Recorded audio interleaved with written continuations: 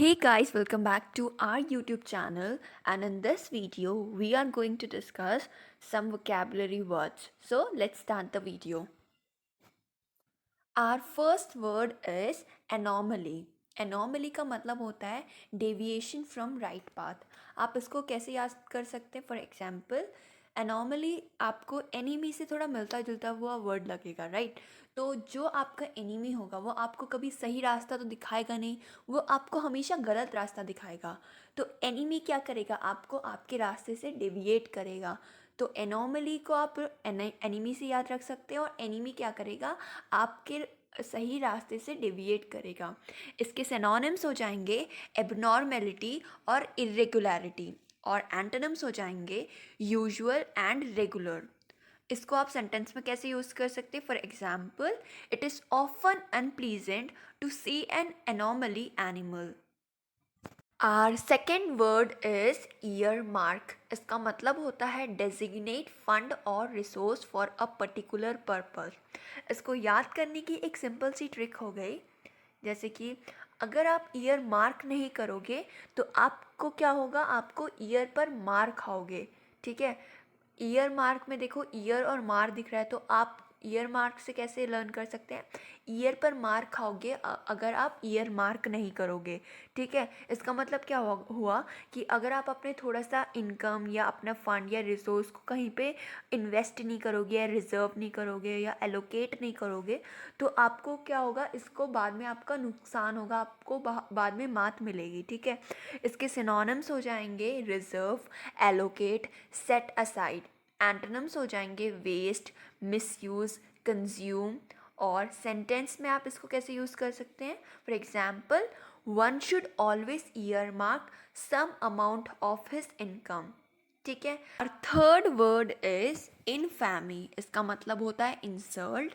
See guys, इनफैमी में आपको family दिखाई दे रहा होगा, तो फैमिली के साथ अगर आपका जुड़ा हुआ इंसल्ट है तो उसको हम बोलते हैं इनफैमी, ठीक है? इसका हिंदी में मतलब होता है बदनामी। और इसके सिनोनिम्स हो जाएंगे डिस्ग्रेस और डिसऑनर। एंटोनिम्स हो जाएंगे ऑनर, फेम और ग्लोरी। सेंटेंस में इसको आप कैसे यूज़ कर सकते हैं? For example, in hopes of gaining infamy, the troubled youth brought a gun to school. Our fourth word is shambles. इसका मतलब होता है a state of complete disorder. shambles को लर्न करने की एक सिंपल सी ट्रिक ये हो गई। shambles आप शेम या फिर शर्म से आप इसको रिलेट कर सकते हैं। तो आपको शर्म या शेम कब होगा? आपको जब आप कंप्लीट डिसऑर्डर के स्टेट में होंगे, या आप डिस्ट्रक्शन के मोड में होंगे, या मेस में होगा, तभी आपको शर्म आएगी या आपको शेम होगा। तो शैम्बल्स को आप शर्म या शेम से रिलेट कर सकते हो। और आपको शर्म कब आएगी?